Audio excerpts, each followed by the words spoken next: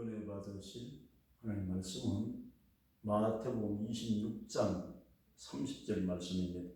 이에 그들이 찬미하고 감람산으로 나아가니라. 아멘. 예수님의 12 제자의 찬양이라는 제목으로 하나님 말씀의 은혜를 함께 나누고자 합니다. 예수님의 복음은 우리 현실 문제와 동떨어진 것이 아닙니다. 우리가 어떤 어려움을 당할 때, 인간의 힘으로 해결할 수 없는 문제를 만날 때 이 삶의 대처 능력을 복음을 통해서 우리에게 알려주는 지혜의 말씀을 주시는 복음입니다. 오늘 말씀을 함께 나누면서 우리가 상상하지 않았던 일들, 또 위기를 만나서 어떻게 해결해야 될지 궁금해하고 해결 방법을 모르는 일들이 말씀을 듣는 동안에 해결되는 그런 하나님의 축복의 역사가 있기를 간절히 바라는 마음으로 이 말씀의 은혜를 함께 나누고자 합니다. 하나님 앞에 찬양하고 감사하는 것은 하나님의 크나큰 기적을 가져올 수 있는 놀라운 일들이 생기는 그런 일들이 복음 속에 난다는 것을 믿기를 바랍니다.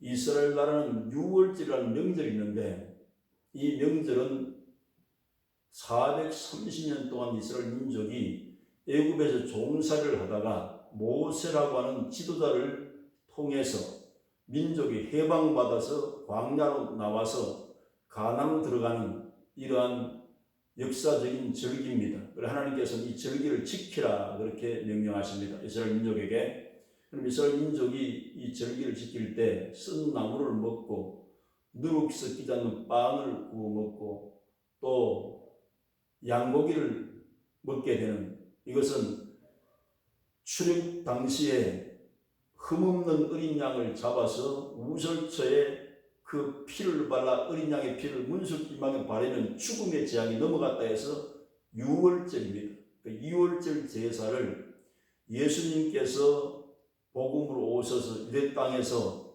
십자가에 지기 전에 유월절을 함께 먹고 그 제사를 드리는 장면이 있습니다.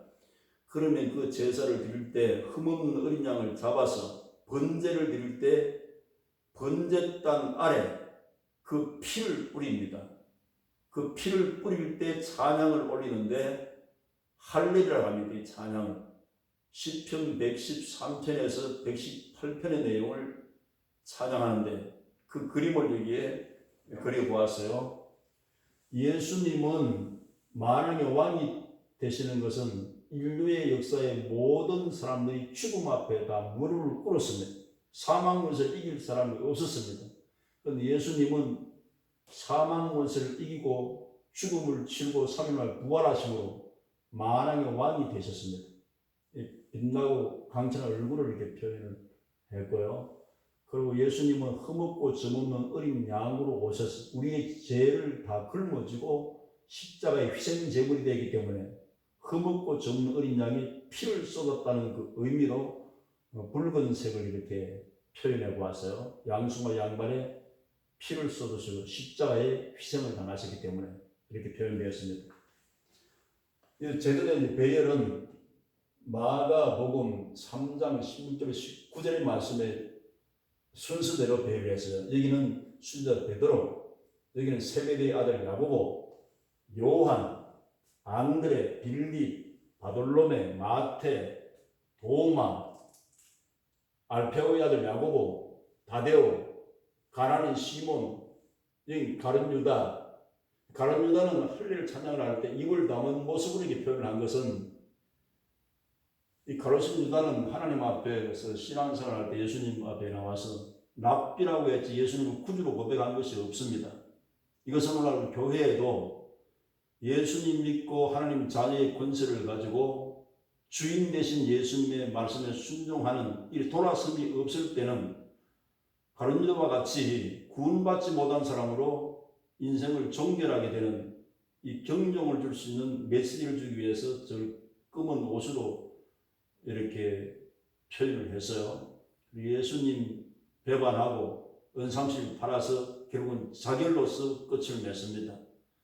우리 이 비극적인 인물을 보면서 우리는 예수님을 믿을 때 그래도 보혈을 믿고 하는 자녀가 되어서 주인 되신 예수님을 바로 섬길 수 있는 그런 마음의 자세로서 하나님 끝까지 섬겨야 될 것을 우리는 기억해야 합니다. 여기 발을 굵은 것으로 표현한 것은 순교의 영광을 다 차지한 12제자의 귀한 신앙의 모습을 이게 표현하기 위해서 했습니다. 예수님을 사랑하기 때문에 목숨도 재물도 인생도 아깝지 않게 사랑하는 자에게 모든 걸 드린다는 것은 고귀한 신앙의 표현이기 때문에 순교자를 표현할 때 굵은 발로 이렇게 표현했어요. 의미를 부르었습니다. 여기는 요한인데 요한은 예수님의 육신의 모친인 마리아를 모시고 에베소에서 살다가 자연사를 하고 소천했는데 90이 넘었을 때 밤모섬에서 요한 계시록이라고 하는 그 성서를 받게 되어집니다. 그 내용 가운데 보면 요한계시록 21장은 천국의 설계도가 나와요. 그 설계도 속에 기록된 말씀을 보면 12제자가 12기초석이 이런 기록되어 있습니다. 그래서 이 존귀한 찬양과 그들의 생애를 통해서 우리가 다시 한번 이들의 고귀한 삶을 떠올려 하기 위해서 이 그림을 그리고 왔어요.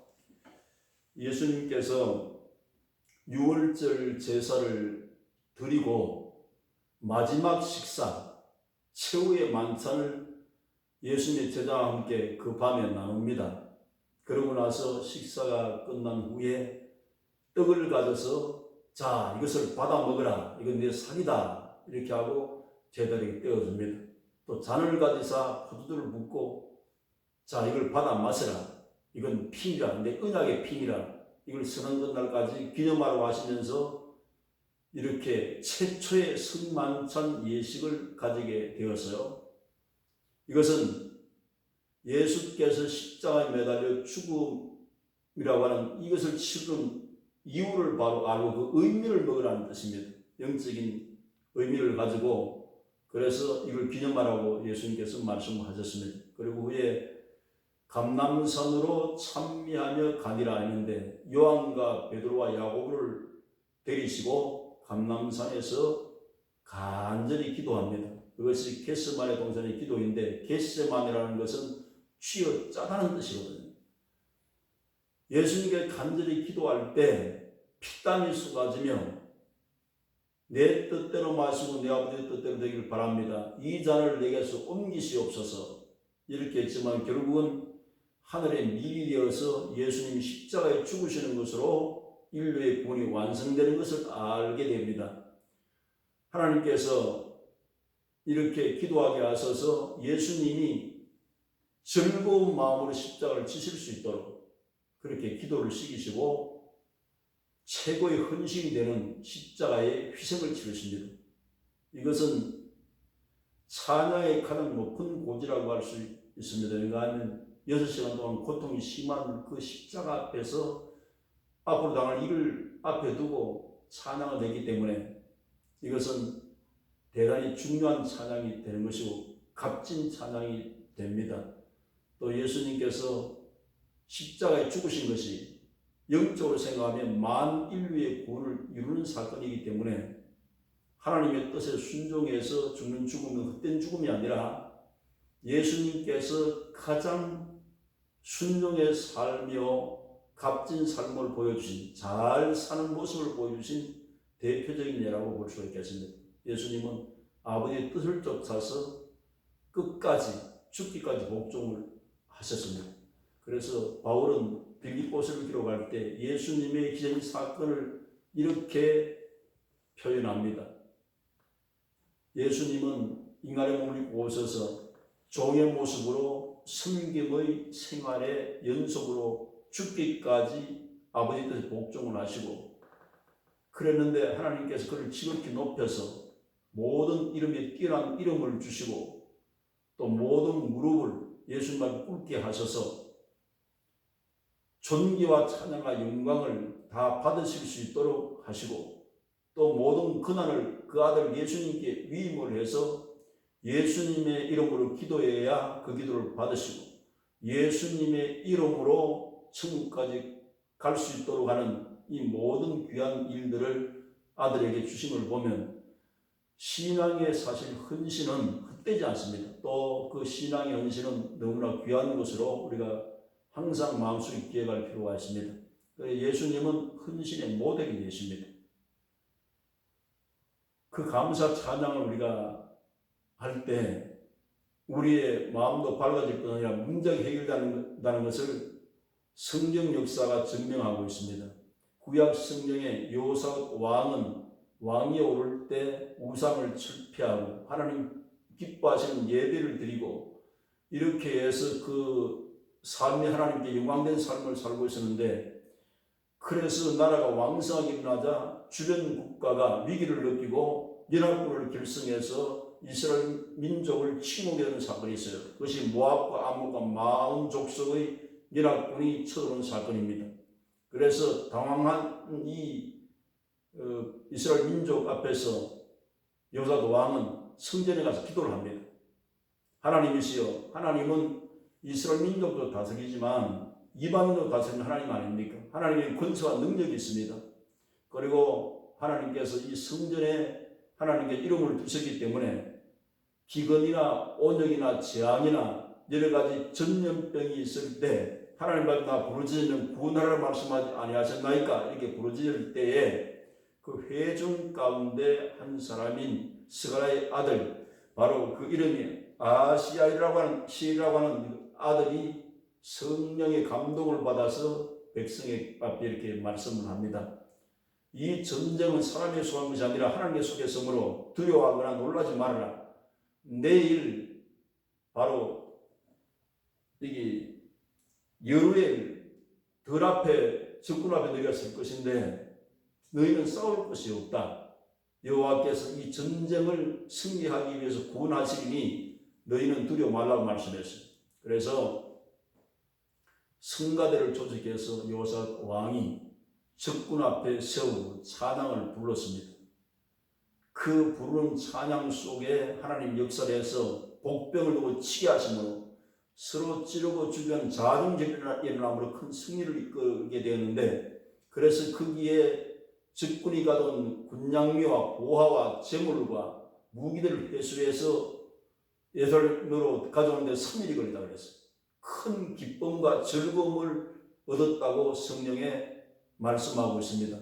우리가 현실 문제가 여러 가지 얽히고 설키고 힘든 일이 있을 때 하나님은 먼저 하나님 앞에 나와서 감사 찬양을 하면서 인간의 힘으로 해결할 수 없는 것을 하나님께 간구할 때, 부르짖을 때 하나님이 배후의 역사에서 하나님의 방법으로 하나님의 손길로 전쟁의 승리를 이루듯이 우리 현실의 삶 속에 죽여 멸망시키는 이들을 다 떨쳐버리고 승리로 이룰 수 있다고 하는 것을 우리에게 말씀으로 깨우쳐주고 있습니다. 오늘 말씀을 듣는 우리 하나님의 사람들이 감사와 찬양을 함으로 하나님께 영광을 돌리고, 초대교회도 사도행 16장에 보면 바울과 실라도 옥중 찬양을 할 때 쇠사슬이 풀리고 옥토가 움직이고 지진이 일어나고 또 간수들이 어찌하여 우리가 구원을 얻을까 하고 고함치며 소리쳤을 때 주 예수를 믿으라 그러면 너와 내 주 구원을 얻으라 하신 말씀대로 우리는 구원 역사가 오늘날 일어나고 있음을 믿어야 됩니다. 감사로 제사를 드린 자가 나를 명예롭게 하니 그 행위를 옳게 하는 자에게 하나님 구원을 보이라고 하신 시편 50편 23절의 말씀대로 오늘 감사 찬양을 하면서 구원의 역사를 경험하는 놀라운 축복이 있으시기를 주력으로 축원합니다.